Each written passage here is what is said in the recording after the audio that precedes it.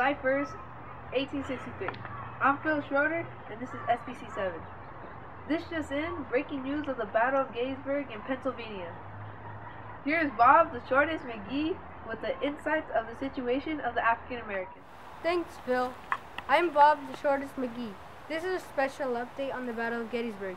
I am at one of the African American camps. To my left here is a soldier. Let's ask him some questions. Hello, sir. What is your name? Hello there. My name is Tyrone Jamal Jones III. I see here you are wearing an army uniform. Who do you fight for? I'm fighting for the Union. What caused you to join the army? The Emancipation Proclamation gave me and my brothers in the North to help the people in the South and end slavery everywhere. How has the war been for you so far? You won't believe the stuff that I've seen. It makes me want to cry. I've seen my fellow brothers die, and the camp here is horrible. We don't get the same treatment as them white folks here. I don't know what might happen to me. But no matter what, I fight to the end. Thank you for your time, sir, and may God bless you. Back to you, Phil. Well, citizens, as you've seen and heard, African Americans seem to be taking this war to heart. Good afternoon, everyone. Now continuing with the Civil War news. Here is a special interview with two local citizens to inquire their views on the Civil War. Here's Bob, the shortest McGee, with the interview. Thanks again, Phil. I am here in the South with two civilians. Hello, Mr. and Mrs. I am Bob, the shortest McGee from SBC 7 News. What are your names? I'm Elizabeth Sanders. And I'm John Anderson. How has the war been going on here in the South from your perspective? It seems like the war has been going on forever. We here in the South have been suffering. Since the South supports slavery, Britain has decided not to support us. We're running out on supplies and resources. I feel as if the South will not be able to survive in this war any longer. I agree. It'd be best if the war ended soon. Which side do you prefer in winning the war? Why? I prefer the North winning the war because they have more advantages than we do, and it looks like they have more resources and supplies. Also, I'm originally from the North. My father is African American, and he was forced to move back. I have a completely different opinion from Mr. John Anderson over here because I want the South to win over the North. See, the North may have more advantages on the resources, but we're fighting on our land, so we'd be able to fight with better tactics. Go Confederates. No. Go Union. No. Go Confederate. No. Okay. Go Union. Excuse me. No, go Now Union. you've heard it, Go folks. Union. This war Go has Union. caused many All fellow right. citizens Go to Union. argue Go against Union. each other. Confederate. Back to you, Phil. Thanks once again, Bob. But wasn't that an argument?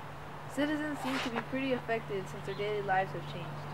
Anyways, off to our next topic on women, the minorities of the Civil War. Here's Bob with the woman who changed the role of the women throughout history. Thanks, Phil. Here I am with the woman that led the way for others in the Civil War. Hello, what is your name? Hello, I am Mary Johnson. I'm a woman that disguised myself as a man to fight in the Confederate Army. What motivated you to join the army? After my husband Roland joined the Confederate Army, I was the only one left to tend the farm. How were you able to keep your identity a secret so well? First, I had to cut my hair really short and cover myself up. When I went through the physical, I was so nervous. Most other soldiers thought I was actually a man. This proves that women can do anything as well as men. What jobs did you have in the army? I fought and trained with the other soldiers every day. We all did the same things, and I proved to be as brave as any man in the regiment. I also served as a spy and even as a slave. Well, thank you, Mary. There you have it, folks. Women are as determined as any soldier to help their country. Hello, everyone. I'm Susan Adams. Phil got drafted into the Army, so I'm substituting for him. So let's get to business. We have just received an update on the Battle of Gettysburg. Here is Sally Jones with Union General George Meade. Take it away, Sally. Thanks, Susan. Hello, everyone. I know you were just itching to know what happened in the bloodiest battle so far. Here I am with the one and only General George Meade. General, I know this is one of the worst battles for both sides, but the Union managed to win. What are your thoughts on victory? I think that this victory is a huge turning point in the war.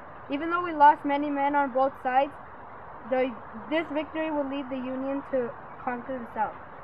What went through your mind when you saw the costly mistake of Confederate General Robert E. Lee? At first I thought that we were going to be defeated, but then I saw his mistake. I rallied my men to keep shooting and we prevailed. How do you think each side will react to the victory today? Well, for us in the North, we will be celebrating this victory because it gets us one step closer to end the evil that is slavery and this bloody war. We will also be remembering the lives of the soldiers that were lost today. Well, thank you, General. I wish you luck. There you have it, folks. Hello, folks. I'm Susan Adams. Well, continuing with our update on the Battle of Gettysburg. Yesterday, we heard from Union General George Meade. Today, we'll hear about the huge loss suffered at Gettysburg. Here's Sally with Confederate General Robert E. Lee. Thank you, Susan.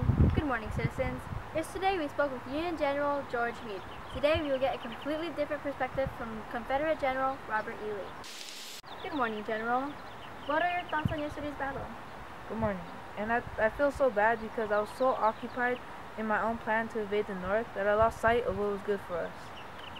What was your plan going into the battle? Our plan was to invade the North in their own territory. Why is it important for you to get a win with the North? It's important to get a win in the North because we can end this war a lot quicker. What have you learned from this battle to put into action later on? I learned from this battle that it was a horrible mistake and that I need to think of a better plan, that we have to come a lot stronger next time. Well, thank you, General Lee. There we have it, folks. A live interview with the one and only General Lee. Back to you, Susan. Thank you, Sally. Well, citizens, you've just witnessed one of the bloodiest and gruesome battles of the Civil War.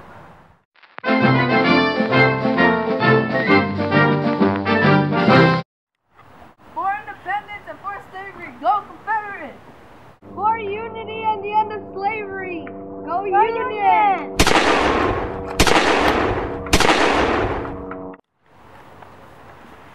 Confederate! Confederate!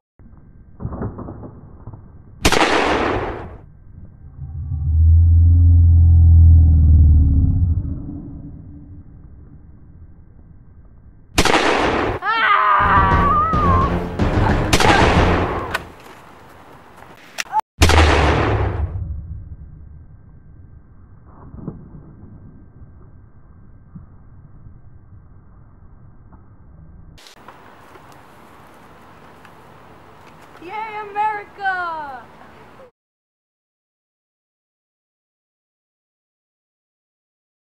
Well, hello again, fellow citizens. The Battle of Gettysburg has came to its point. Tonight we are here at a local hospital where unfortunately our Bob and Phil are located. Bob, how do you feel? Can't feel my arm. Bob, that's you? Oh, most of you. And Phil, how do you feel? Can't feel my body. Hurts. Well, citizens, I'm not going to work. we've seen that these two have done their work in the battle.